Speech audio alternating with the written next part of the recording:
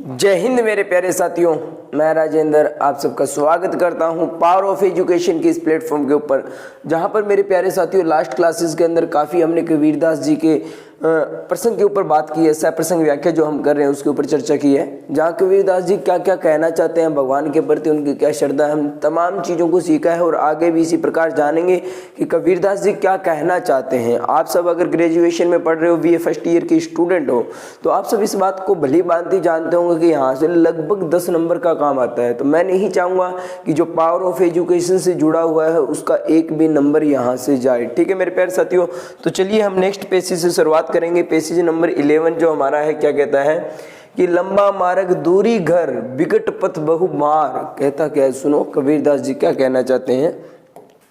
कहता लंबा मार्ग दूरी घर विकट पंथ बहुमार, कहो संतो क्यों पाइए दुर्लभ हरि दीदार। देखिए ये 4 लाइनें हैं, लेकिन 4 लाइनों का मतलब बहुत बड़ा बनता है, क्योंकि कबीरदास जी अपने शब्दों में पता नहीं क्या चीज़ रखते हैं यार, कहना कुछ आते हैं कह कुछ जाते हैं ना। विकट का मतलब क्या होता है, कठिन। विकट का क्या मतलब होता है, कठिन। मार मतलब क्या आएगी, बाधाएं आएगी। ये इसके शब्दार्थ है जिनके बारे में थोड़ा सा हमें पता होना चाहिए। और दीदार मतलब क्या होता है भैया, किसी के दर्शन करना। ठीक है ना, दीदार मतलब किसी के दर्शन करना। कहता लंबा मार्ग दूरी घर, लंबा मार्ग दूरी घर। तो इसके अंदर मेन जो इंपॉर्टेंट रहता है ना मेरे प्यारे साथियों, वो आपका है प्रसंग। प्रसंग से क्या याद आया, यहाँ से लगभग अगर आपने प्रसंग से ही किया ना, तो व्याख्या अगर आप जोड़ के भी करते हो तो भी नंबर मिलने के चांसेस है। लेकिन अगर आपने क्या किया, अगर आपने प्रसंग गलत कर दिया, व्याख्या चाहे कितनी मर्जी से ही की हो, फिर भी आपके नंबर कट जाते हैं।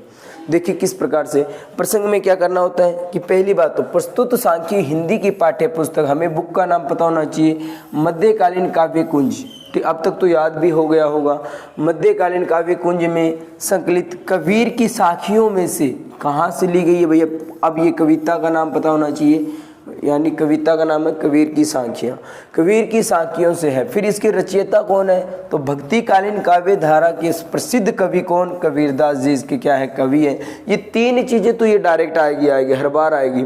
फिर आपका आएगा पिक्चर का ट्रेलर। देखिए इस ट्रेलर में ये बड़ी बड़ी बातें बताएगा भी क्या कहना चाहता है कि इस साखी में कवि ने ईश्वर भक्ति के मार्ग की कठिनाइयों को उजागर किया। बस ये ट्रेलर दे दिया इसने कि भैया इसके अंदर क्या किया गया है कि इसमें कि अगर कोई है व्यक्ति जो ईश्वर के अंदर श्रद्धा रखता है तो उसके बीच में कठिनाइयाँ क्या क्या आएगी, इसके ऊपर उजागर किया गया है। अब चलेंगे हम इसकी व्याख्या, यानी पूरी फिल्म पूरी पिक्चर को देखने वाले हैं।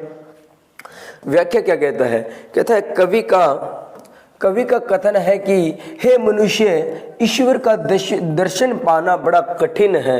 यानी कबीरदास जी क्या कहते हैं कि भैया तुम सोचते हो ना रात को सोए सुबह उठे भगवान तेरे दर्शन भैया हो गए, ऐसा नहीं है।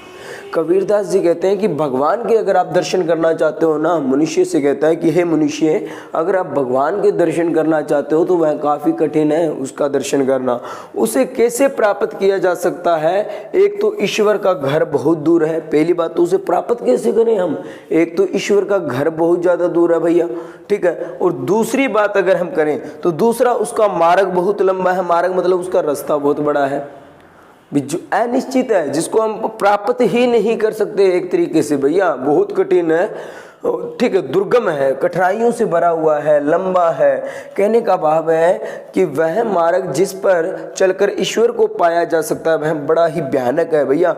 जिस रास्ते पर आप चलोगे ना भगवान को पाने के लिए, वो रास्ता बहुत ही भयानक होगा। कहने का मतलब काफ़ी चीज़ें आपको छोड़नी पड़ती है, डेली सुबह शाम आपको भक्ति करनी पड़ती है, बुराइयों से बचना होता है, बहुत कठिन है। हर एक चीज़ को छोड़कर मतलब भगवान के अंदर लीन होना, घर बार पति पत्नी माता पिता सब कुछ मतलब एक तरीके से ना भगवान में लीन हो जाना।